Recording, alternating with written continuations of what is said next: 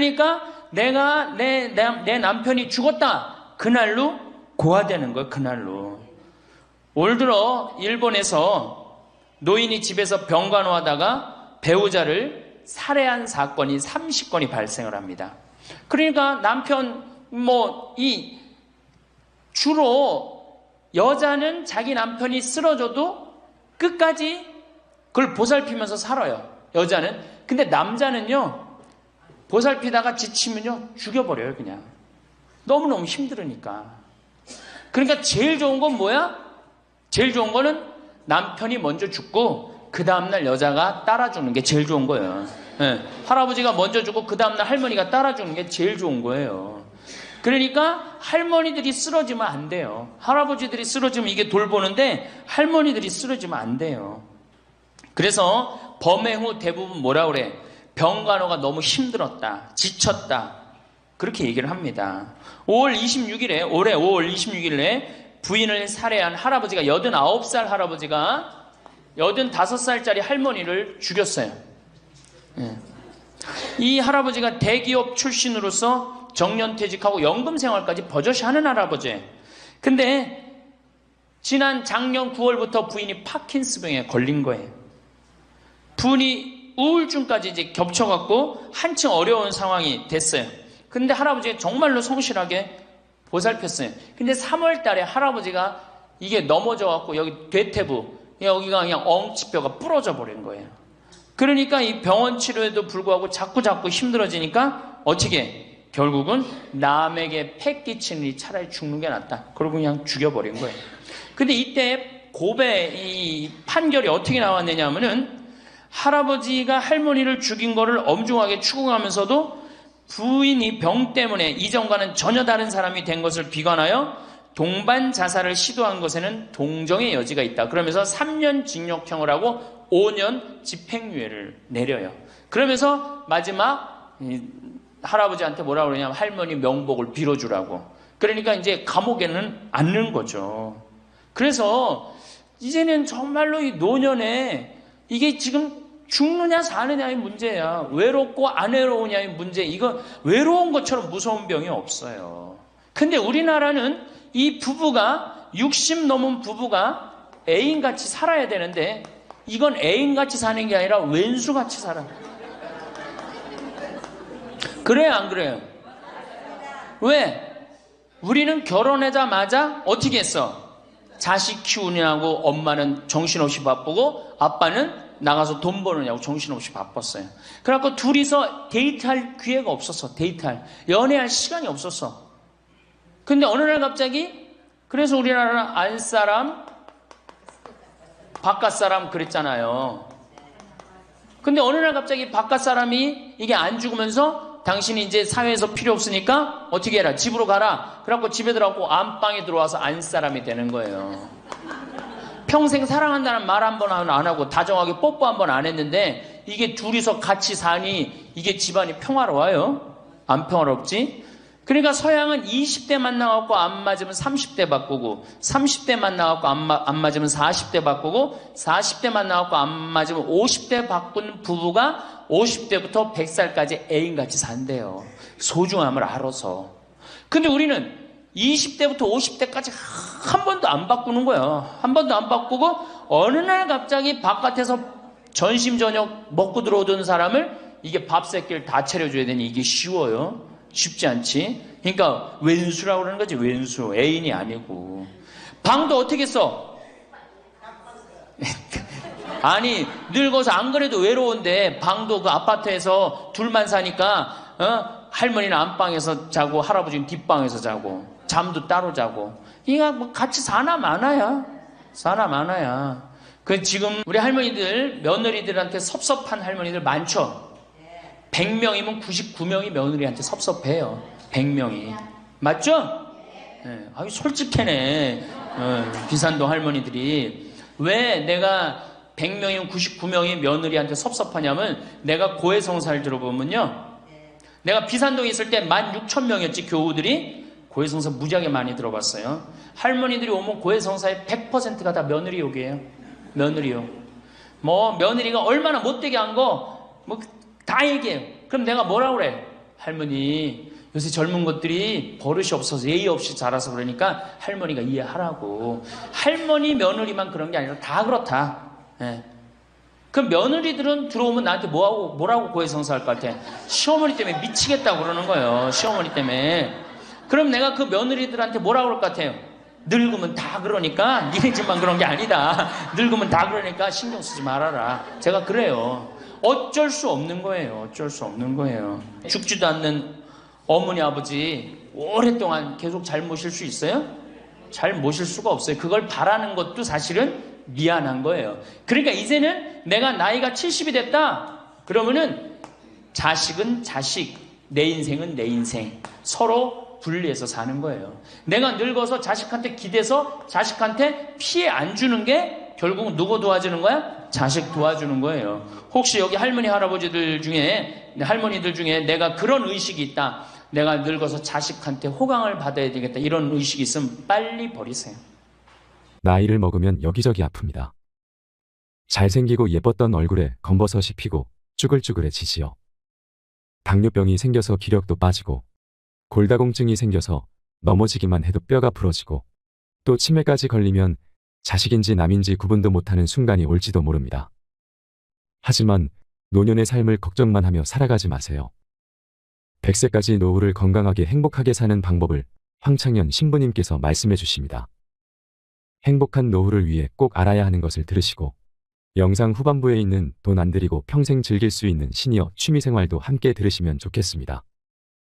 황창현 신부님의 행복특강 지금 바로 시작하겠습니다. 영상이 마음에 드신다면 구독, 좋아요, 알림 설정 부탁드립니다. 참민수님, 네,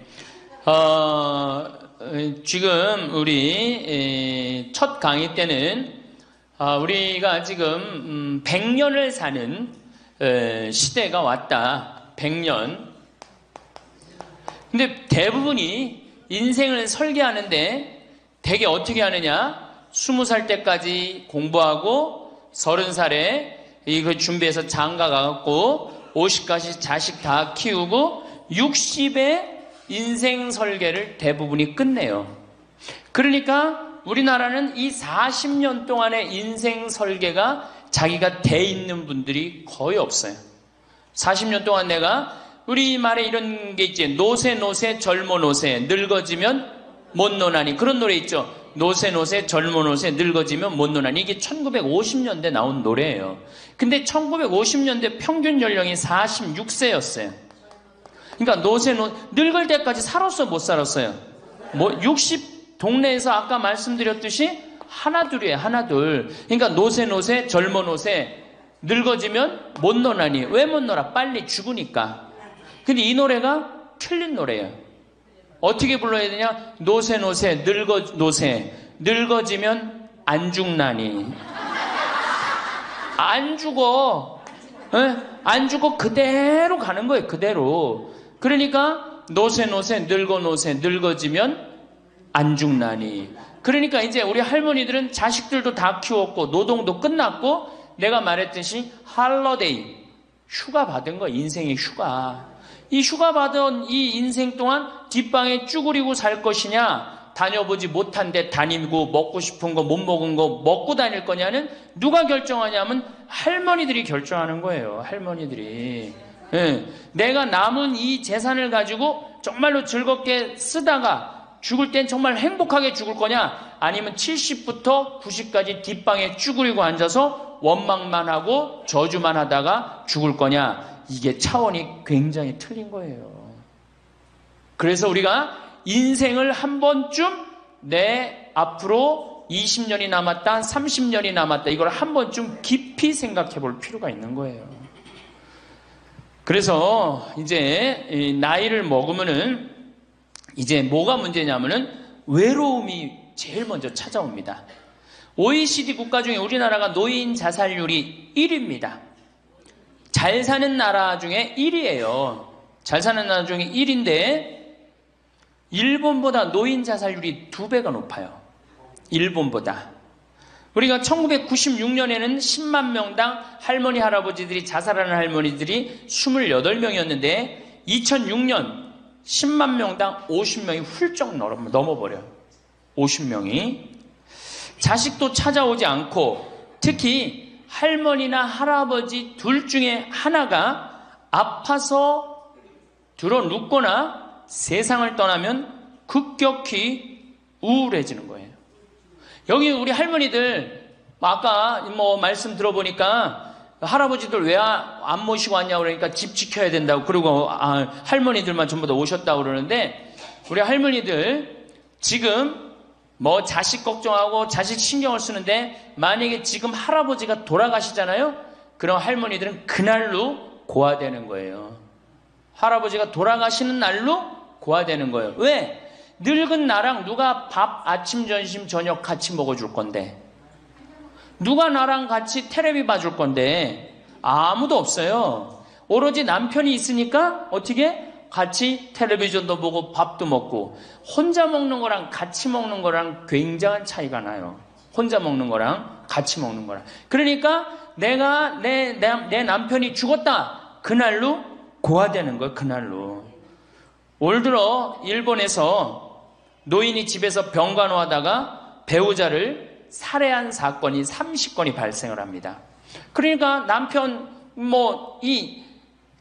주로 여자는 자기 남편이 쓰러져도 끝까지 그걸 보살피면서 살아요. 여자는. 근데 남자는요.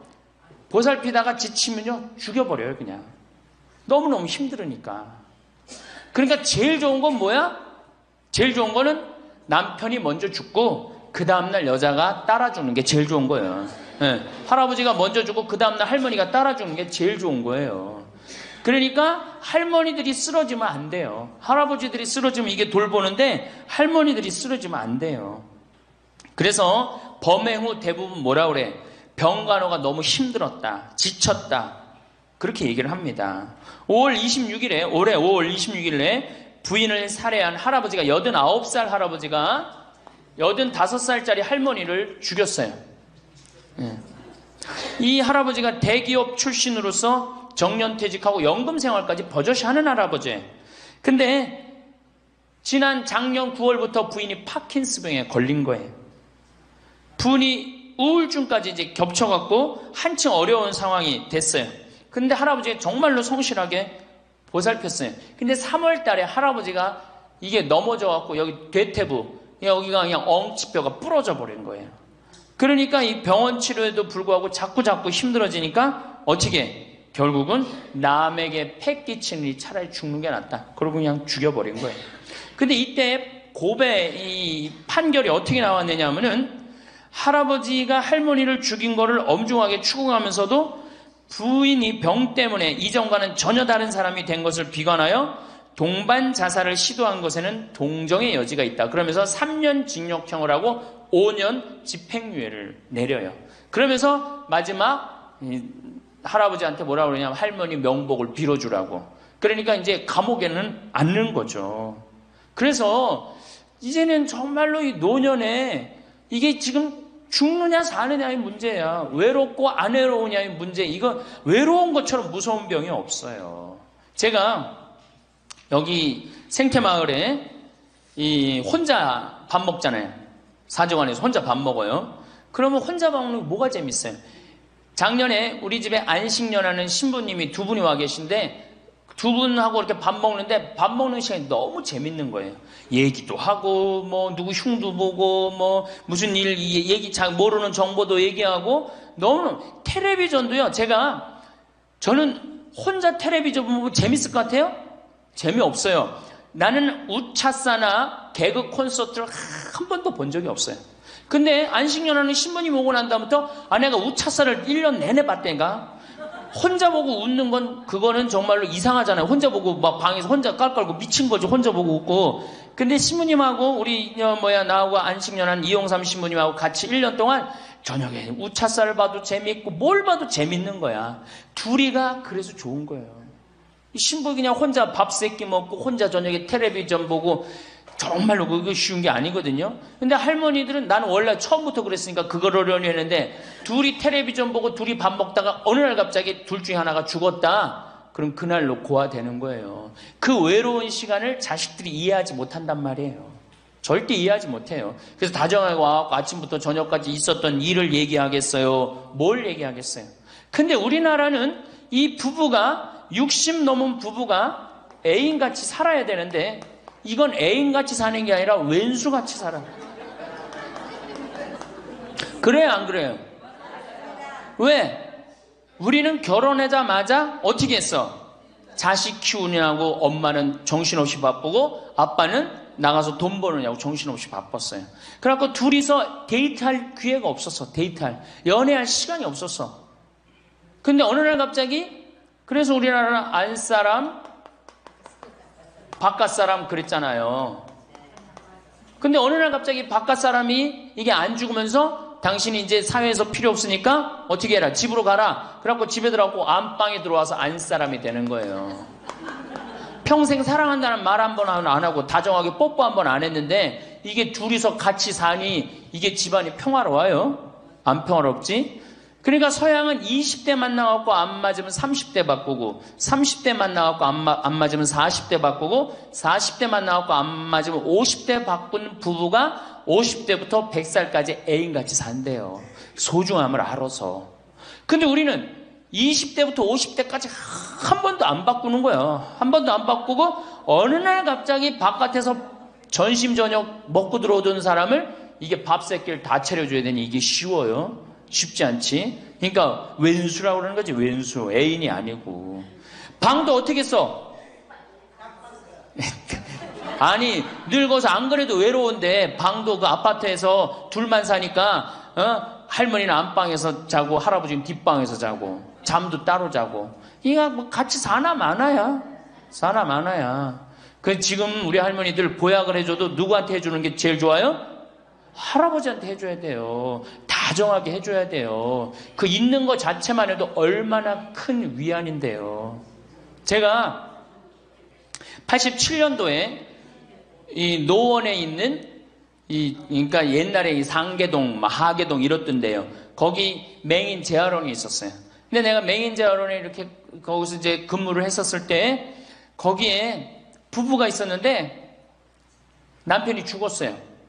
남편이 죽어갖고 내가 뭐 좀 염도해주고 그냥 성가도 잘 해주고 그랬는데 그 눈이 먼 그 자매가 그 방을 바꿔달라는 거예요. 그래서 왜 바꾸냐 그랬더니 여길 가도 남편 냄새, 저길 가도 남편 냄새. 남편이 너무 그리워서 못 살겠다는 거예요. 그러니까 그냥 지금은 소용이 없는 것 같지. 그렇죠? 빨리 죽었으면 좋겠고 귀찮지. 밥 새끼 해주는 거. 그런데 그 묵뚝뚝한 할아버지가 없으면요 정말로 외로워지는 거예요. 그러니까 할아버지들한테 좀 잘하세요. 자식한테 신경 쓸 거 할아버지한테 한 번만 더 신경 쓰세요. 진짜 지금 중요한 동반자는 누구야? 할아버지들이야. 구박 좀 하지 말고. 노년처럼 축복받은 삶이 어디 있어요? 저는요 여러분들처럼 80까지 사는 게 원이에요. 사는 게 얼마나 좋은데요. 사는 게. 제가 신학생 때 몸이 안 좋았어요. 건강이 안 좋았어요. 우리 뭐 15년 전에 우리 할머니들 나 봤을 때 내가 47kg였어. 47kg. 근데 지금 57kg야. 그러니까 신학생 때 내 이 허리띠가 여기에 정상적으로 있었던 적이 없어요. 여기 앉아있으면 여기 어디가 있고 딴 날은 여기가 있고 허리띠가 제자리를 잡은 적이 한 번도 없어요. 그러니까 내 동창 신부들이 이제 내일 모레 오는 호계동에 우리 최영남 신부하고 작년에 나하고 같이 살던 이용삼 신부가 신학생 때 그랬어요. 너 신부 돼갖고 40살까지 살면 이별여행 가준다 그랬어요. 40살까지만 살아라 이거지. 그때까지 못 살 줄 알았거든. 내일 모레 죽을 것 같이 보였거든요. 그래서 40살까지 살면은 큰 컨테이너 트럭 하나 거기다가 먹을 거 침대 다 해갖고 세계 구경시켜주겠다 그랬어요. 근데 내가 신부가 되고부터 건강해지기 시작하는 거예요. 그러더니 그 비산동에서도 좀 건강해졌는데 이제는 여기 이제 평창에 와서 흙집에서 사니까 완전 건강해진 거예요. 그래서 내 목표가 40에서 바뀌었어요. 80으로. 왜? 이게 건강하고 보니까 사는 게 너무너무 좋은 거예요. 밥도 맛있고 정말 매일매일 이렇게 행복할 수가 없어. 이게 오래 사는 건 큰 축복이에요. 할머니 할아버지들 지금 6.25 전쟁 통해 안 죽었지, 교통사고로 안 죽었지, 암으로 안 죽었지, 지금까지 사는 건 하느님의 은총 축복 아니면 지금까지 못 살아요. 이 좋은 축복의 시간을 어떻게 살아야 돼? 행복하게 살아야 될 거 아니야. 그러니까 이 행복한 방법을 잘 알아야 돼요. 근데 노년에는 스스로 잃어버리는 게 너무 많다고 생각을 해요. 나이를 먹을수록 우리는 더 많은 슬픔을 견뎌야 하고 더 많은 것을 잃는다.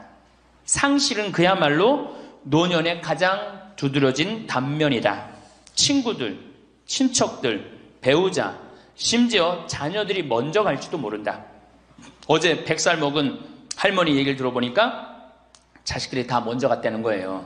그러니까 먼저 가는 경우도 있어요. 지금 안 죽으니까. 그럴 때는 그 상실감이 훨씬 더 크다는 거예요. 그러니까 외로움이 점점 나이를 먹으면 먹을수록 증가하는 거죠. 외로움, 고독. 제일 무서운 거예요. 나이 먹어서. 상실은 단순히 죽음만을 뜻하지 않는다. 삶의 모든 측면이 상실의 영향을 받는 듯하다. 상실은 사회적, 경제적인 것에 국한되지 않는다. 그러니까 자꾸 내가 잃어가는 거, 육체적인 상실도 있다. 눈이 침침해지고 독서나 운전이 어려워져서 많은 즐거움을 주었던 활동이 곤란해진다.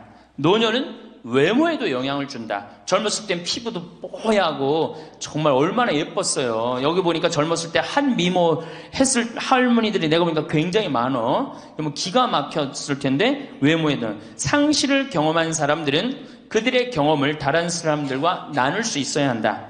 다른 모든 형태의 활동과 마찬가지로 이것도 기도하는 마음으로 겸손하게 해야 한다. 그래서 이 외로움, 상실, 이때 가장 중요한 게 누구냐면 친구라는 거예요. 이 친구랑 함께 나누는 것처럼 중요한 게 없다는 거예요. 그런데 나이를 먹으면은 자식하고 같이 살다 보면 자식 이사 갈 때 이사 가요 안 가요? 따라가요 안 가요?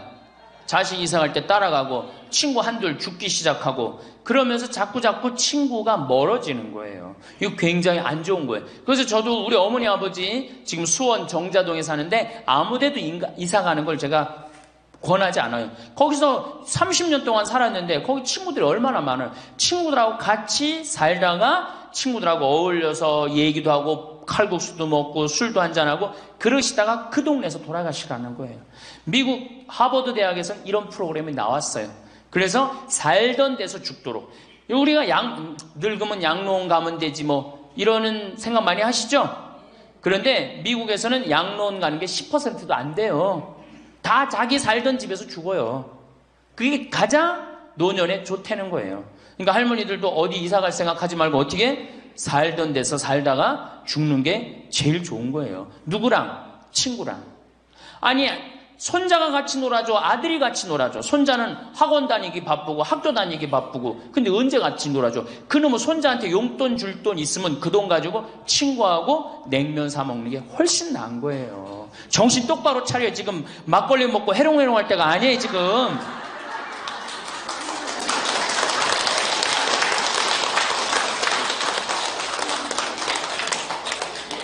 여기 비산동 노인대학 할머니들은 정말 행복한 분들이에요. 왜? 일주일에 한 번 나와서 또래 친구들하고 노래도 하고 아까 보니까 또 막 마당에서 노래하고 막 강의도 안 들어오려고 막 그러다 보니까 이게 얼마나 중요한 건데 일주일에 한 번 친구를 만나서 노래하고 춤도 추고 이게 굉장히 중요한 거예요. 그래서 노인대학 중간에 관두지 마세요. 죽을 때까지 다녀. 죽을 때까지. 예. 그거 가면 밥도 그냥 주잖아. 이야, 얼마나 좋아. 아니, 노인대학 다니까 지금 수학여행 온 거 아니야? 1박 2일? 수학여행도 오고. 아유, 한 신부님이 얼마나 훌륭해. 그냥 이쁘게 생기기도 했지만 얼마나 훌륭해. 할머니들 그냥.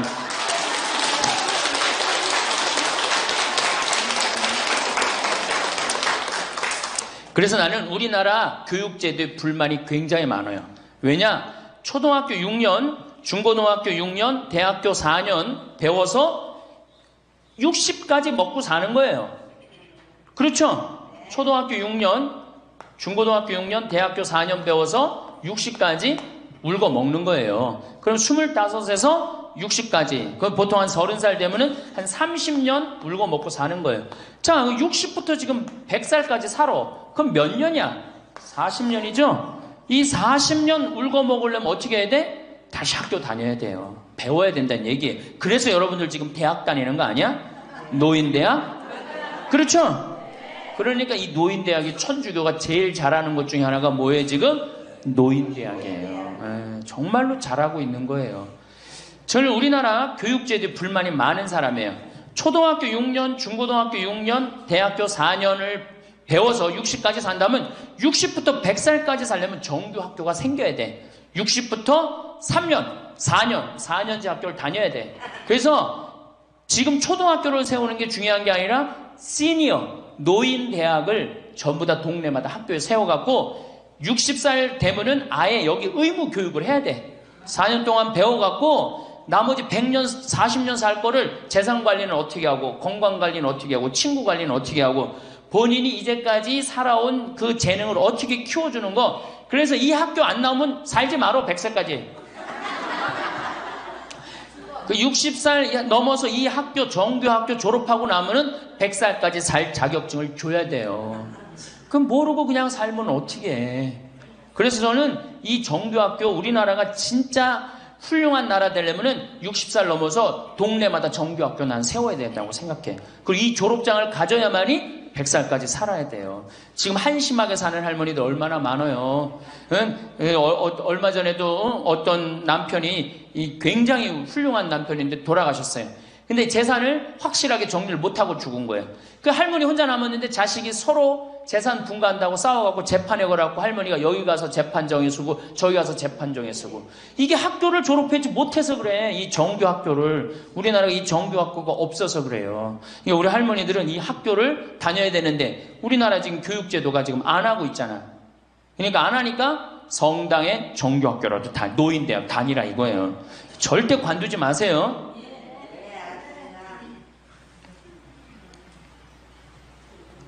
호주에서는 다른 사람 절대 안 만난 할머니가 돌아가셨는데 어떻게 6개월 동안 그 할머니가 죽었는지 아무도 모르는 거예요. 그래갖고 6개월 동안 냄새가 하도 나서 보니까 죽은 지 6개월 돼서 그때 발견한 거예요. 자식들도 뻐젓이 다 있는데 자식이 있어도 부모 6개월, 1년 안 차가는 자식 많아요. 앞으로 여러분들도 그럴 거예요. 여러분들도. 진짜 중요한 건 누구야? 친구야, 친구. 여기 노인대학에 같은 반에 친구가 안 나오면 전화로도 한 통 해볼 거 아니야. 그럼 죽었는지 살았는지 꼴가닥 죽었는지 어떻게 했는지 알 거 아니에요. 그래서 노년에 가장 중요한 건 친구다.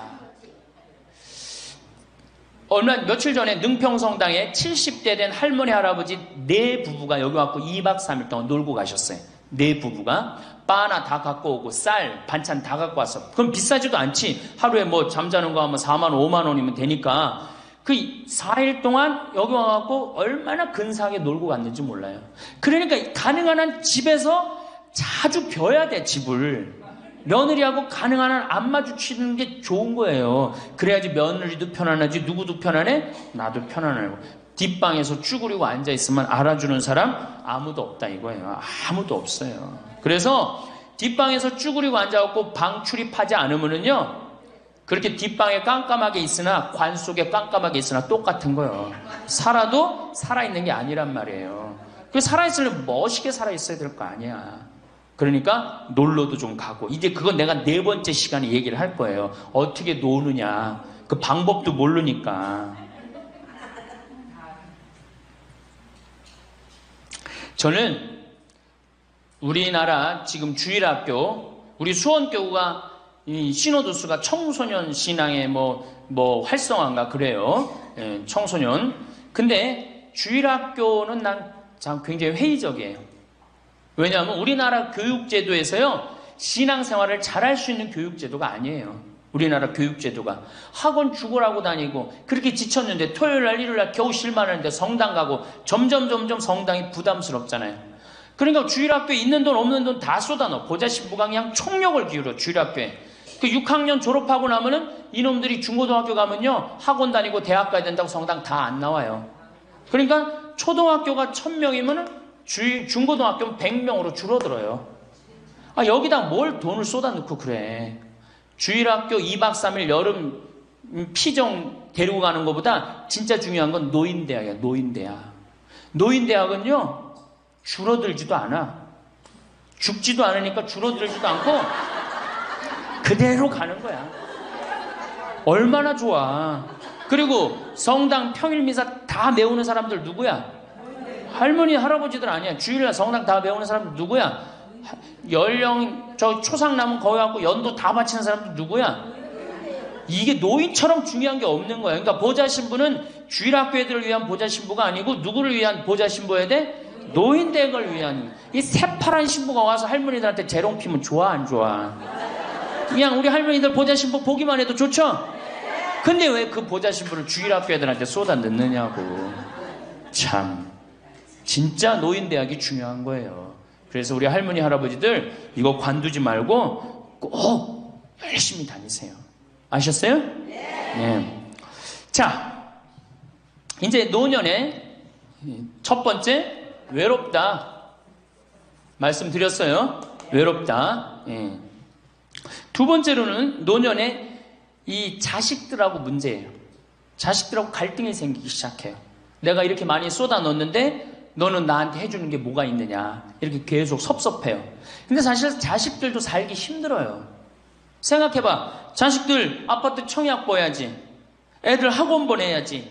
전기세 내야지. 전화비 내야지. 먹어야지. 그렇죠?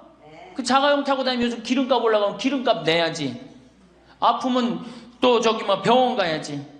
대충 따져보니까 한 달에 최소한 라면만 먹어도요 150만 원에서 180만 원이 들어가요.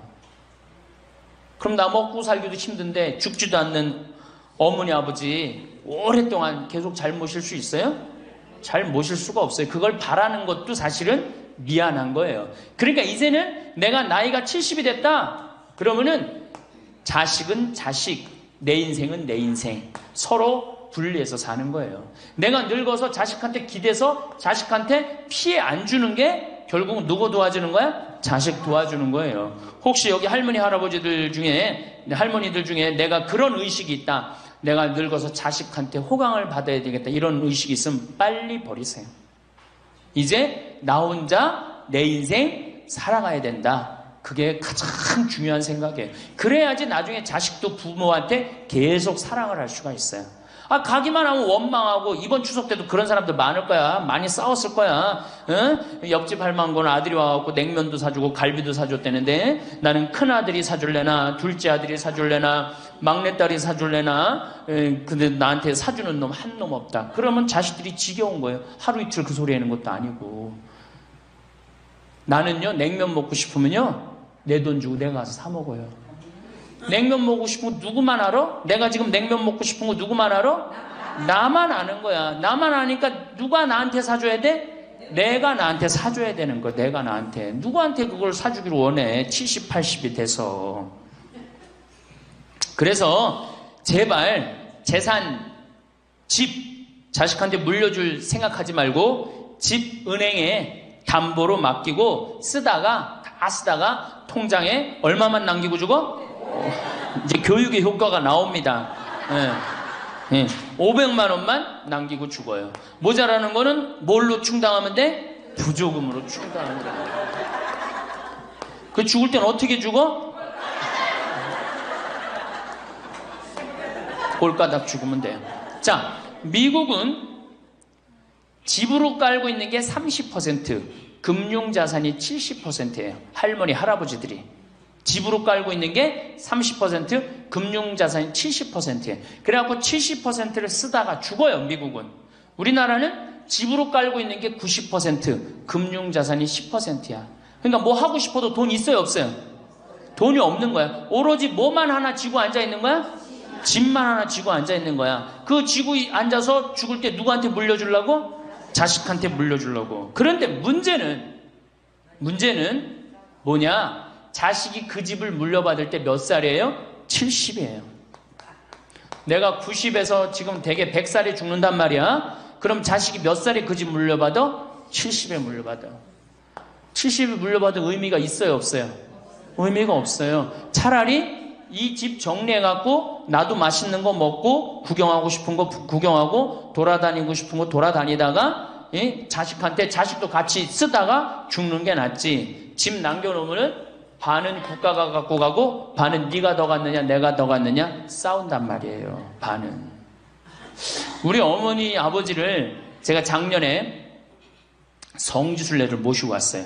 근데 어머니 아버지한테 그랬어. 어머니 예수님 태어난 데는 봐야 될 거 아니냐. 아버지 이 교황님 사는 베드로 성전은 봐야 될 거 아니야. 그렇게 신앙생활을 했으면은. 근데 아버님이 77, 어머니가 75이었을 때 내가 모시고 갔어요. 그랬더니 아버지 어머니가 그러는 거야. 아유 길에서 죽기 싫다는 거예요. 비행기 14시간 타기 싫다는 거예요. 우리 외삼촌이 미국에 가서 돌아가셨거든요. 여행 갔다가. 그래서 내가 그랬어요. 걱정하지 말라고. 그리고 자식들이 이미 돈을 다 모아놨기 때문에 어머니 아버지 이거 취소하면 안 된다고. 그래 3달 전에 가서 말씀을 드리니 2달 전에 집에 가보니까 어머니 아버지가 손잡고 산에 올라갔다 내려갔다 하더라고. 길에서 안 죽으려고. 한 달 전에 가보니까 여행 옷 다 입고 뭐 운동화도 다 했어요. 제가 여행을 모시고 갔는데 비행기에선 잘 자고 중간에 뭐 2번에 밥 나오네 2번 다 먹고 또 잘 주무시고 성지에 딱 그 순례를 하는데 제일 먼저 일어나고 제일 앞장서서 걸어가고 제일 잘 먹는 거. 잠도 잘 자고. 누가 77이라고 그래요. 그래갖고 토요일날 밤 10시에 집에 들어왔어요. 한국에 들어와갖고 나하고 한 15분이 우리 어머니 아버지하고 성주순례를 갔는데 다음날 10시에 내가 전화를 했어요. 10시에 전화를 했는데 성주순례 갔다 온 분들 다 괜찮은가 확인했는데 다 비몽사몽 전화를 받는 거예요. 40대 50대 된 분들이 갔었는데 근데 집에 전화했는데 어머니 아버지가 전화를 안 받는 거예요. 걱정이 되고 계속 전화를 했는데 2시에 이제 통화가 됐어요. 아유 왜 전화를 안 받느냐고. 아버지는 약수터에 물 들어가고요. 어머니는 머리하러 가신 거야. 그렇게 13일 동안을 여행을 갔다 오고 다음 날도 안 죽어요. 지금 77, 75 말도 아니에요. 그렇게 모시고 여행을 갔다 왔더니 지난달에 내가 집에 가고 어머니 아버지하고 전심 같이 갈비 먹었어요. 그야말로 갈비를 먹는데 어머니가 그러는 거예요. 신부님 작년에 신부님이 저기 막 성주순례 유럽 갔다 온다고 여행 가방을 이쁜 걸 사주었는데 집에 그 여행 가방이 이렇게 앉아 있는데 여행 가방이 너무 아깝다고. 저 여행 가방이 또 가자 이거지. 또 가자 이거지. 그래서 제가 그랬어요. 알았다고. 올해는 경제가 어려우니까 내년에 내가 모시고 가겠다고. 그래서 내년 모시고 갈 계획이에요. 왜? 이제는 인생이 휴가란 말이야. 휴가니까 정말로 인생을 즐겁게 살고 좀 하느님께 영광 드리고 감사하면서 살다가 떠날 때 부조금은 어머니의 이름으로 부조금이 들어오면 어머니 이름으로 과원에 집 한 채 져줄 거고 그리고 아무것도 남기지 않고 가시는 거예요. 그게 멋있는 거예요. 그러니까 제발 욕심을 버리세요. 내 자식, 내 새끼 이 욕심을 버려. 우리가 하늘나라를 지향하는 사람들은 아니야? 근데 뭐 이렇게 세상에 욕심이 많아. 하늘나라에 지향하는 사람들이. 그러니까 돌아가실 때는 누구한테 돌아가? 난 이 돌아간다는 말 참 좋아해요. 죽었다는 말보다 돌아간다는 말을 참. 어디로 돌아가? 하느님한테로 돌아가는 거예요. 돌아갈 때는 하느님한테 돌아갈 때는 좀 자신 있게 돌아가야 될 거 아니야. 세상에 다 묻어놓고 그냥 빈털터리로 너 나한테 한 게 뭐 있냐? 난 자식한테 다 주고 왔습니다. 하느님 내가 고아원 아이들 정말로 정말 엄마 아버지 없는 아이들을 위해서 집 한 채 져주고 왔습니다. 나보다 훨씬 더 불쌍한 할머니 할아버지들 위해서 집 한 채 져주고 왔습니다. 이게 나요? 내가 자식한테 물려주는데 국가가 반 갖고 가고 자식이 갖고 싸웁니다. 지금 이게 나요? 어느 게 나요? 이렇게 얘기해도 집에 가보면은 말짱 노릇먹여요. 자, 그래서 우리 할머니들 제발 내가 자식한테 집 물려준다는 생각하지 말고 그거 아까 조사해보니까 4억에서 5억 정도 한다며요. 내일 집에 돌아가면 바로 은행에 가세요. 응? 그래갖고 바로 은행에 잡혀갖고 한 달에 2억이면 20년 쓸 수 있어요. 한 달에 200만 원. 그러니까 100만 원씩. 한 달에 100만 원이면 쓸만해 안 쓸만해요? 쓸만하죠? 예, 그건 뭐 내가 이제 다음 시간에 말씀을 드릴 거예요. 자, 외롭고 친구가 없고 그 다음에 자식하고 관계가 안 좋아져요. 그 다음에 나이를 먹으면은 몸이 여기저기에 아파요. 잘생기고 이뻤던 얼굴에 검버섯이 피죠. 그렇죠? 곱고 이뻤던 얼굴이 쭈글쭈글해지고, 그렇죠? 예. 당뇨병이 생겨서 기력도 빠지고, 관절염이 생겨서 무릎도 아프고, 골다공증이 생겨서 넘어지기만 해도 뼈가 부러지고, 심장병도 생기고, 또 치매까지 걸리면 자식인지 누군지 구분도 못하고, 예? 여기가 하늘인지 땅인지, 예? 그것도 구분 못하고, 고혈압으로 쓰러져 갖고 다리 한쪽 질질 끌고 다니고, 이런 그런 거를 주위에서 자꾸 보면 자꾸 자신감이 있어요, 없어요? 없죠? 그런데 이런 사람들은 극히 드물다는 거예요. 미국의 95%는 건강하게 살아요. 그리고 여기 있는 할머니들은 지금 안양에서부터 여기까지 관광버스 타고 2시간 반 동안 왔죠? 그러니까 여기 있는 할머니들은 적어도 100살까지 전혀 문제없이 살 할머니들이에요. 100살까지. 왜? 지금 근력은 100살까지 관리만 잘하면 100살까지 산단 말이에요. 관리만. 그리고 살다가 죽을 때는 어떻게 죽을 수 있는 가능성이 많은 할머니들이야? 꼴가닥 죽을 수 있는 가능성이 많은 할머니들이에요. 자, 그러니까 할머니들이 이제 운동을 잘 하셔야 돼요. 그냥 늙었다고 난 늙었다 이걸로 끝나는 게 아니에요. 우리 할머니들, 며느리들한테 섭섭한 할머니들 많죠? 100명이면 99명이 며느리한테 섭섭해요. 100명이. 맞죠? 네. 아유, 솔직해네. 비산동 할머니들이. 왜 내가 100명이면 99명이 며느리한테 섭섭하냐면, 내가 고해성사를 들어보면요, 내가 비산동에 있을 때 16,000명이었지, 교우들이. 고해성사 무지하게 많이 들어봤어요. 할머니들이 오면 고해성사의 100%가 다 며느리 욕이에요. 며느리 욕. 뭐 며느리가 얼마나 못되게 한 거 뭐 다 얘기해요. 그럼 내가 뭐라고 그래? 할머니, 요새 젊은 것들이 버릇이 없어서 예의 없이 자라서 그러니까 할머니가 이해하라고. 할머니 며느리만 그런 게 아니라 다 그렇다. 예. 그럼 며느리들은 들어오면 나한테 뭐라고 고해성사할 것 같아? 시어머니 때문에 미치겠다고 그러는 거예요. 시어머니 때문에. 그럼 내가 그 며느리들한테 뭐라고 그럴 것 같아요? 늙으면 다 그러니까, 니네 집만 그런 게 아니다. 늙으면 다 그러니까 신경 쓰지 말아라. 제가 그래요. 어쩔 수 없는 거예요. 어쩔 수 없는 거예요. 자, 그런데 할머니들하고 며느리들하고 입장을 조금 생각을 해봐. 자, 우리 할머니들 자식들 키웠을 때, 막 키웠을 때 태어났어. 막 손가락에 꼬무락거리고 막 저기 막 옹알이하고 이뻐요, 안 이뻐요? 아, 이놈이 일어났어. 뻗떡. 그래갖고 걸으면 한 걸음 뛰었을 때 흥분돼요, 안 흥분돼요? 흥분되죠?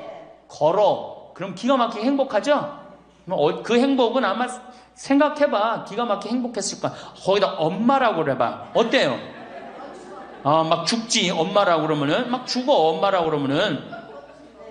거기다가 이제 애가 가방 들고 막 학교 갔다가 뛰어왔다 하고, 아, 이놈이 키가 중학교, 고등학교 됐는데 나보다 더 커져. 뿌듯해요, 안 뿌듯해요? 이게 키우는 맛이요, 보통 큰 맛이 아니에요. 그런데 반대로 입장을 바꿔놓고 이제 생각을 해보면, 우리 어머니가 70이 됐어. 문을 열고 나오면은 아이고 그런단 말이야. 부모는 자식을 키우는 재미에 정말로 푹 빠져있지만, 자식은 부모가 죽어가는 걸 본단 말이야. 얘야 눈이 좀 안 보인다. 보니까 백내장이 걸렸어. 눈이 또 났더니 얘야 무릎이 아프다. 그러니까 무릎에 여기 그냥 저기 물렁뼈가 다 없어졌고 그 뼈 수술해줬어. 그러니까 문 열고 나오면 아이고 좋아질 가능성이 있어요? 점점 나빠져요? 점점 죽어가는 걸 보는 거예요. 누가 더 기쁠 것 같아? 자식을 키울 때가 기쁠 것 같아? 죽어가는 부모를 보는 게 기쁠 것 같아요? 여기는 안타까움, 짜증, 의무감 이런 게 들었어. 여기는 기쁨이 있고. 그러니까 우리 할머니들 자식들한테 나한테 왜 이렇게 섭섭하게 하나 원망할 필요가 없어요. 그 죽어가는 걸 보는 건 그 슬픈 거예요. 그 외로운 거예요. 이게 정말 좋은 건 뭐야? 그 모습을 자식한테 안 보이는 거예요. 따로 떨어져서 사는 게 제일 좋은 거예요. 따로 떨어져서 사는 게. 그러니까 제발 같이 살 생각 좀 하지 마세요. 자식한테 뭐 의지하고 기대하고 산다. 지금부터 피눈물 나는 이야기를 하겠습니다. 제가 평택에서 알고 있던 할머니 한 분이 옛날에 과학 선생님을 했어요.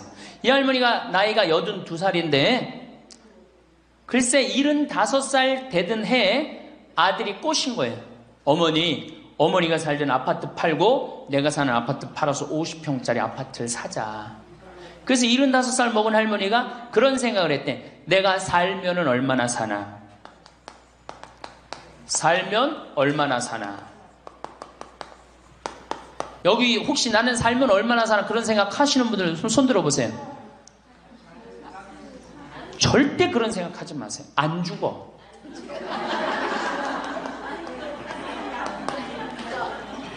얼마 전에 102살 먹은 할머니한테 인터뷰를 했어요. 기자가. 할머니 제일 후회스러운 게 뭐예요? 그랬더니 70살에 그랬대. 내가 살면 얼마나 사나? 내일 모레면 죽겠지. 내일 모레면 죽겠지. 그런 생각을 했대요. 그래서 자식들이 어머니 어디 여행 갑시다. 그럼 내가 살면 얼마나 사는데 무슨 여행이냐. 니네들이나 갔다 와라. 난 여기 있을 테니까. 그러는데 80이 돼도 안 죽더래요. 80이 돼갖고 그런 생각을 했대. 이젠 진짜 내일 모레면 죽을 거다. 내일 모레면 죽을 거다. 어머니 내가 갈비 사드릴 테니까 갈비 니네나 먹으러 가라. 난 내일 모레면 죽을 건데 무슨 갈비가 필요하냐. 그리고 뒷방에 있었다는 거예요. 근데 90이 됐는데 그때도 안 죽더래요. 그래갖고 90이 돼갖고 진짜 내일 모레면 죽을 거다. 진짜 내일 모레. 그리고 100살까지 산 거예요. 이 할머니가. 제일 후회되는 게 뭐냐 그러니까 30년 동안 내일 모레면 죽을 거다. 그리고 뒷방에 앉아있던 게 제일 후회된다는 거예요. 30년이 짧은 세월이에요? 그 30년 동안 돌아다니고 먹고 싶은 거 먹고 만나고 싶은 친구 만나고 노인대학에 나오면 춤 시간도 있죠. 춤도 추고 박수도 치고 그랬으면 그 30년이 축복의 30년이야. 저주의 30년이야. 축복이죠. 근데 그 할머니는 어떻게 사는 거야? 저주의 30년을 사는 거예요.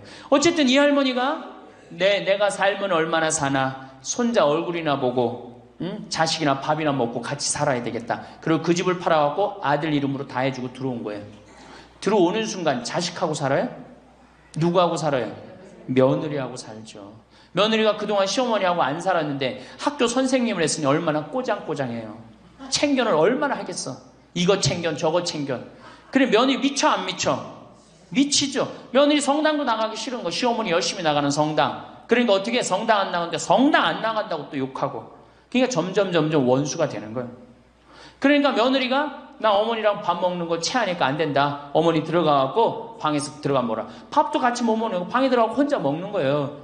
손자하고 밥 먹으려고 합쳤는데 구박을 받는 거지. 하루는 날 찾아갖고 신부님 머리 좀 만져보라는 거예요. 머리를 만져보니까 혹이 이렇게 2개가 났어. 보온병으로 며느리가 때린 거예요. 아니 60 먹은 며느리가 80 먹은 며느리랑 싸우면은 누가 이겨요? 60 먹은 며느리가 이기게 돼 있어요. 30대 며느리는 울면서 참지만 60대 된 며느리는 안 참아요. 같이 싸우지. 그래갖고 혹이 이렇게 2개가 나서 왔어요. 할머니 왜 그러고 사냐. 나하고 저 소송 걸자.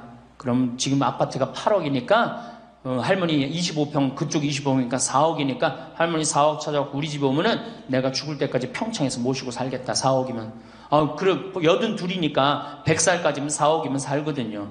그래 살자. 그래갖고 나하고 고소장을 다 썼어요. 학교 선생님이라 얼마나 잘 썼는지 몰라. 그래갖고 재판 날짜를 이제 잡아갖고 변호사 다 해갖고 보냈어. 재판이 지나고 났는데 1주일이 돼도 안 나타나고 2주일이 돼도 안 나타나는 거야. 한 달 만에 성당에 나타났어. 제가 할머니 어떻게 된 거냐 그랬더니 재판하는 날 아들이 무릎 꿇고 어머니 재판 취하해 좀 내가 잘 모시겠다고. 그래서 취하를 했다는 거예요. 그게 취하를 한 거. 그래 할머니 그럼 나한테 뭐야 그래 나를 나쁜 놈으로 만들었느냐. 자식 욕하고 며느리 욕하게 만들었느냐. 신부님 자식 이기는 부모 어디 있느냐고. 자식이 잘하겠다는데 어떻게 내가 그거를 우기느냐고. 이미 80 넘어서 자식이 아니에요. 왼수예요, 왼수. 그래갖고 할머니 이제 자식한테 맞고 살던 나한테 찾아오지 말아라. 3달 됐는데 새벽에 전화가 왔어. 신부님 저 마리아예요. 그래서 어떻게 된 거냐 할머니 왜 성당 요새 안 나타나느냐 그랬더니 그 집에 사는 게 너무 괴로워서 스스로 전라도에 있는 양론에 들어간 거예요. 자식한테 재산을 주면 3가지를 잃어버려요. 첫 번째 자식을 잃어버려요. 2번째 본인의 인생을 잃어버려요. 3번째 재산을 잃어버려요. 그러니까 우리 할머니들은 자식도 안 잃어버리고 인생도 안 잃어버리고 재산도 안 잃어버리려면 어떻게 해야 돼? 자식하고 따로 내가 가지고 있는 은행에 가서 담보로 넣고 그거 다 쓰다가 죽는 게 제일 좋은 거예요. 자식한테 피해 안 주고. 그러면은 신부님 나 늙어서 죽을 때 어떻게 해? 늙으면은 남들이 알아서 해주겠지 이런 생각한단 말이야. 그래서 내가 항상 하는 얘기가 거지 근성을 버려라. 남들이 뭘 알아서 해줘. 늙은 나를 누가 책임져줘? 누가 책임져야 돼? 내가 책임져야 돼요. 그래서 내가 공부하고 내가 따라다니면서 배워야 돼. 그래서 60부터 64살까지 정규학교를 다녀야 돼. 이런 거 배우는 거. 근데 우리나라가 이 정규학교가 없는 게 너무너무 안타까운 거예요. 자, 그러면은 지금 시간이 없으니까 내가 아까 아주 얘기하던 거. 자, 그러면 자식들한테 어떻게 서름을 받느냐? 처음에는 무관심해요. 늙은 부모한테 무관심해. 밥을 먹거나 말거나 전심을 뭘 먹었는지 반찬을 뭘 먹었는지 우리 어머니가 노인정을 어디 나가는지 몰라. 무관심이야, 무관심. 요거는 중요하니까 다음 시간에 합시다. 이거 그냥 스쳐 넘어가면 안 될 것 같아. 제대로 다음 시간에 노년에 자식들한테 어떻게 구박을 받는지 구체적으로 얘기를 하고 다음 시간에 우리 얘기하는 걸로 하겠습니다. 예, 감사합니다. 대부분의 50대, 60대들이 은퇴 후 이런 이야기를 자주 합니다. 노는 것도 하루 이틀이지 하루가 한 달, 1년처럼 길게만 느껴져요. 이젠 해외여행도 별 감흥이 없어요. 30년은 더 살아야 하는데 하루하루가 지루해요. 은퇴 후 막연히 긴 자유시간이 역으로 족쇄처럼 느껴지시는 분들이 많다고 합니다. 65세 이상 노인 80% 이상이 취미 생활로 TV 시청을 꼽았고 노년의 시간이 지루하다고 대답했습니다. 이처럼 은퇴 후 30년 이상의 긴 시간을 허무하게 흘려보내고 있는 것입니다. 현재 우리 중장년은 정말 부지런히 살아왔습니다. 때문에 막상 은퇴 후 자유가 찾아와도 놀아도 되나라는 고민을 하고 잘 노는 법을 성취하지 못했기에 실천에도 어려움을 겪습니다. 처음 몇 년은 친구들도 만나고 여행도 다니며 하고 싶었던 것들을 하며 신나하지만 이내 막막해지는 시점이 오기 마련입니다. 먹고 살기도 힘든데 무슨 취미 생활이냐고 생각하시는 분들도 분명 계시리라 생각합니다. 하지만 아무런 취미 생활 없이 노후 생활을 보내게 되면 자존감이 낮아지고 우울증에 걸리게 될 확률도 높아지게 됩니다. 그렇게 되면 건강이 악화되고 병원에 방문하는 시간이 많아지는 악순환을 겪게 되지요. 퇴직 후 지나치게 남아도는 시간을 보내는 것이 중장년에겐 큰 도전일 수 있습니다. 하지만 노후에 무엇을 할 것인가에 대해 생각하지 않는다면 다가올 장대한 시간은 축복이 아니라 고통 그 자체일 수 있습니다. 특히 성공적으로 준비하여 노후를 심심하지 않게 보내는 선배들을 보면서 이제 우리 사회도 재미있게 노후를 보내는 것에 더 큰 관심을 가져야 한다는 것을 깨닫게 됩니다. 노후에 돈이 많이 들지 않으면서 행복한 노후를 보낼 수 있도록 도와주는 취미 활동. 첫 번째는 탁구입니다. 우선 탁구의 제일 큰 장점은 다른 운동보다 근력과 체력이 덜 요구되어 남녀노소 같이 즐길 수 있습니다. 시간당 칼로리 소비량은 강도 높은 자전거, 수영, 달리기 운동과 비슷한 에너지 소비량을 자랑합니다. 30분당 300칼로리 이상을 소모하므로 다이어트에도 효과적입니다. 또 심혈관 건강에 좋습니다. 탁구를 한 달만 해도 심폐기능이 향상되고 체력이 높아지는 것을 느낄 수 있습니다. 심폐기능이 개선되고 체내 지방 성분이 줄어들어 혈관이 강화됩니다. 당뇨와 고지혈증, 고혈압 등 거의 모든 성인병은 혈관의 노폐물과 지방 성분 증가로 발생하는데 탁구를 하면 빠르게 없앨 수 있을 정도로 건강에 효과적인 운동입니다. 또 탁구는 저렴한 비용과 더불어 공간 제약과 날씨에 영향이 적습니다. 공간을 적게 차지하고 날씨에 영향을 받지 않기 때문에 운동하고 싶을 때 언제든 할 수 있다는 자유로움이 있습니다. 집중력도 높일 수 있고 가볍게 운동하면서 부상 위험이 적은 스포츠이기 때문에 80대까지 무리 없이 즐길 수 있는 취미입니다. 두 번째는 독서입니다. 매일 책을 조금씩 읽는 것만으로도 두뇌의 정신활동이 자극이 됩니다. 한 연구에 따르면 독서는 뇌의 노화 방지에 높은 효과가 있기 때문에 알츠하이머 및 치매와 같은 정신장애를 늦춘다고 합니다. 독서가 뇌를 자극하고 활동성을 유지하여 뇌의 힘과 능력을 유지할 수 있습니다. 평소 짧은 영상, 자극적인 영상 등 주변에 노출되어 있는 많은 것들이 우리의 집중력을 떨어뜨리고 게으르게 만듭니다. 하지만 독서를 하는 동안 집중력을 향상시킬 수 있습니다.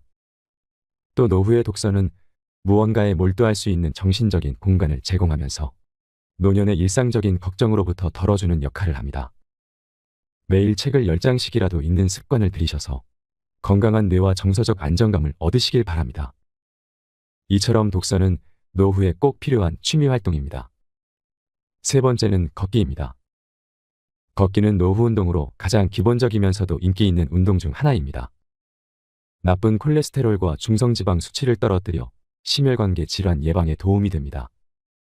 특히 맨발 걷기는 발바닥 전체를 지압하는 효과가 있어 혈액순환을 촉진하고 신진대사를 활성화해 보이지 않는 속 건강을 지키는 데 이롭습니다. 또 걷기는 수면 호르몬 분비를 촉진해 수면의 양과 질을 동시에 개선시킬 수 있으므로 평소 불면증이 있는 사람에게 효과적입니다. 우울증 완화에도 큰 도움이 되는데요. 맑은 공기를 마시고 햇볕을 쬐면 행복 호르몬이라고 불리는 세로토닌 분비가 촉진되어 불안감과 우울감 등이 완화됩니다. 중년 여성들이 흔히 겪는 갱년기 증상 완화에도 큰 도움이 됩니다. 몸이 나빠지는 걸 막고 지금의 건강을 유지하는 데는 걷기만한 운동이 없습니다. 걷는 습관이 쌓이면 인생 후반에 보다 건강한 모습으로 되돌려받을 것입니다. 네 번째는 그림 그리기입니다. 어느 한 연구에서는 그림 그리기는 기분을 좋게 만드는 신경전달 물질인 도파민을 증가시키고 스트레스 호르몬을 줄여준다고 합니다. 실제로 저도 그림 그리는 취미를 가지고 있는데요. 그림을 그릴 때 복잡한 마음과 우울한 감정이 어느새 침착하게 바뀝니다. 그림 그리기는 손의 신경을 자극하는 운동적 요소가 뇌를 자극하여 두뇌 운동에 좋습니다. 미국 알츠하이머 협회에서는 미술을 할 때 불안감이나 우울증이 완화된다고 하는데요. 치매 환자 대부분은 전에 미술 공부를 한 적이 없지만 그림을 그리기 시작하면서 놀랄 정도의 창의적인 그림을 그려내며 증상이 좋아졌다고 합니다. 그림을 꾸준하게 배워놓으면 평생 취미로 삼을 수 있습니다. 장소에 구애받지 않고 적은 재료로도 얼마든지 가능하기 때문에 노후에 접근이 쉬운 취미 중 하나입니다. 다섯 번째는 자전거 타기입니다. 50대에서 60대 분들께 추천드리는 취미입니다. 자전거 운동은 가장 대표적인 유산소 운동입니다. 허벅지와 종아리의 코어 근육을 많이 사용하게 되는데요. 이 근육들은 신체를 이루는 가장 비대한 크기의 근육이라 칼로리 소모가 가장 크고 우리 몸의 균형을 담당하는 중요한 근육입니다. 나이가 들수록 근육의 손실이 많아지는 우리에게 자전거는 선택이 아닌 필수이기 때문에 나이가 들수록 해야 하는 운동이라고 말하는 이유입니다. 조금은 아이러니한 부분이라고 생각하실 수도 있지만 자전거는 무릎 관절에 아주 좋은 운동입니다. 퇴행성 관절염과 연골의 손상으로부터 주변 인대를 강화할 수 있는 매우 효과적인 운동입니다. 삼성서울병원 교수는 하루 30분 이상, 일주일에 4회 이상 자전거를 타는 노인은 신장병이나 중풍을 최대 50% 이상 감소시키고 대장암 및 직장암을 40% 이상 감소시킨다고 밝혔습니다. 여섯 번째는 식물 키우기입니다. 실제로 반려식물을 키우면서 자연과의 접촉을 하게 되면 혈압을 낮추고 마음의 평온함을 증가시킨다고 하는데요. 요즘엔 식집사라는 새로운 용어도 등장하고 식물 키우기가 하나의 트렌드로 자리 잡고 있습니다. 식물은 반려동물처럼 비교적 큰 비용이 들지 않고 손이 덜 가면서도 충분한 정서적 교감과 위안을 받을 수 있습니다. 과학자들은 식물을 키우는 것만으로도 전반적인 뇌 건강의 기능을 향상시켜준다 합니다. 꽃과 향기로운 식물은 우리의 감각에 좋은 영향을 미치며 인테리어 소품으로도 활용되어 집에서 휴식하는 시간을 더욱 풍요롭게 만들어줍니다. 또 식물은 공기를 정화시켜 주어 건강과 깨끗한 환경에도 많은 영향을 줍니다. 식물 키우기는 나이와 상관없이 누구나 손쉽게 접근할 수 있는 취미이기 때문에 정적인 취미를 찾으시는 분들에게 제격입니다. 일곱 번째는 명상입니다. 연구에 따르면 명상은 스트레스에 아주 효과적인 치료법이라고 합니다. 스트레스는 신체에 미치는 영향이 어마어마한 만큼 부정적인 결과를 불러올 수 있습니다. 또 명상은 자존감과 전반적인 기분을 개선하는 데 도움이 되고 다양한 연구 결과에 따르면 명상은 우울증 치료에 좋은 영향을 준다고 합니다. 4,600명을 대상으로 한 연구 결과에서 명상이 우울증을 유발하는 염증성 화학물질의 분비량을 감소시킨다는 사실이 확인되었습니다. 기억력 개선에도 도움이 되는데 우리가 무언가를 더 잘 기억할 수 있게 하고 마음을 유지하도록 도와줍니다. 심지어 알츠하이머 병과 같은 질병 예방에도 긍정적인 효과를 얻을 수 있는데요. 하루에 단 10분씩이라도 정기적인 명상을 하는 것은 더 균형 잡히고 만족스러운 삶을 이루는 데 기여하여 종합적인 신체 건강과 안녕을 높일 수 있습니다. 젊은 사람뿐만 아니라 나이가 든 사람에게도 적극 권장되는 취미 활동입니다. 8번째는 수영입니다. 수영의 가장 큰 장점은 우리 몸의 많은 근육을 효율적으로 사용한다는 것입니다. 물속에서 하는 운동이기 때문에 관절에 무리를 주지 않으면서도 평소에 잘 사용하지 않는 팔, 어깨 등의 근육을 사용합니다. 수영을 1시간 동안 하면 걷기의 3배에서 4배인 700칼로리를 소비하게 됩니다. 이처럼 수영보다 다이어트에 더 효과적인 운동은 많지 않다고 하는데요. 이런 이유로 다이어트를 목적으로 수영을 선택하는 사람들이 많다고 합니다. 노인의 경우 기구를 사용하는 고강도 운동은 연골 손상으로 부상의 위험이 있지만 수영은 무중력 운동이라 안전한 운동입니다. 갓 태어난 아기부터 체력이 저하된 노인까지 즐길 수 있는 평생 스포츠라고 불리는 수영을 취미로 시작해 보시는 건 어떨까요?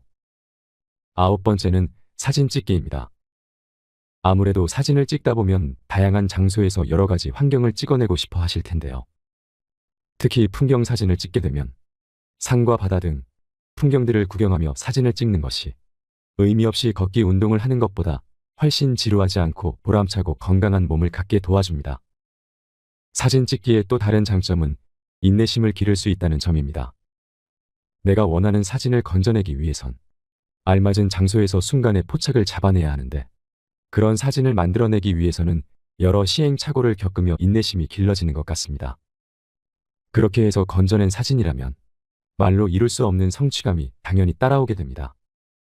사진은 소중한 순간들을 기록하는 데 최적의 도구이기 때문에 나중을 돌아보며 추억을 간직하고 소중한 사람들에게 공유함으로써 행복한 시간을 되돌아볼 수 있습니다. 마지막으로 10번째는 악기 배우기입니다. 나이 드신 분들에게 악기 배우기를 추천하는 이유는 생활의 변화를 통한 즐거움도 있지만 배우는 과정에서 주변의 다른 분들과 교류하는 시간을 보낼 수 있기 때문입니다. 나이 들어가면서 혼자 있는 시간이 많아지기 때문에 사회적으로 좋은 친구를 만날 수 있는 계기가 될 수 있습니다. 신체적인 능력을 떨어지는 노인들은 배우기 쉬운 오카리나 우쿨렐라 등 접근하기 쉬운 악기들이 많습니다. 은퇴하고 목표를 세우기 힘든 노년기에 악기를 마스터하는 새로운 목표는 인생의 도전이 될 수 있기 때문에 긍정적인 기능을 하게 됩니다. 악기 배우기에 도전하여 성취감과 자신감 있는 노년기를 보내시는 게 어떨까요? 무엇이든 서툴러도 좋습니다. 완벽하지 않아도 되고 화려하지 않아도 됩니다. 박자가 틀린 기타 연주를 하면 어떤가요? 잘못 그리고 엉터리 그림이면 어떤가요? 무슨 취미생활을 해야 할지 막막하고 모르겠다면 주변 노인 복지시설이나 구청, 주민자치센터 등 시설 프로그램을 이용해 보는 것도 방법입니다. 이는 비용적인 부분이나 주거지 근처라는 점에서 부담감을 크게 줄일 수 있습니다. 스스로 자기에게 맞는 취미를 찾아 나서야 합니다. 가벼운 운동도 좋고 봉사활동도 좋습니다. 무엇이든 본인이 편안하고 마음에 맞는 것이 최고의 취미입니다. 나이가 들면 대중교통도 무료이고 박물관 입장료도 무료입니다. 볼펜 한 자루, 노트 한 권이면 충분하다는 소박한 생각으로 넉넉한 마음을 가져보세요. 젊은 시절 많은 고생을 했기 때문에 이제는 정신 건강과 육체 건강을 잘 다스려서 자녀들이나 가족들에게 해가 되지 않게 본인 스스로 9988-1234를 잘 실천해야 합니다. 김병의 효자 없다는 말은 빈말이 아닙니다. 노년에 자식에게 섭섭해서 눈물 흘리지 않으려면 노후에 즐길 수 있는 나만의 취미생활을 찾고 요양병원에서 오랜 시간을 보내는 일을 줄이셔야 됩니다. 인생에서 제일 중요한 금은 3가지가 있다고 하는데요. 바로 황금, 소금, 지금입니다. 이 3가지 중에서 지금이 가장 중요하다고 합니다. 늦었다고 생각하지 마시고 지금부터 실천하셔서 행복한 노후를 만들어 가시길 바랍니다. 여러분, 멋진 노년, 지혜로운 노후를 보내시길 바랍니다. 이상으로 책필맨이었습니다. 영상을 끝까지 시청해 주셔서 감사드립니다.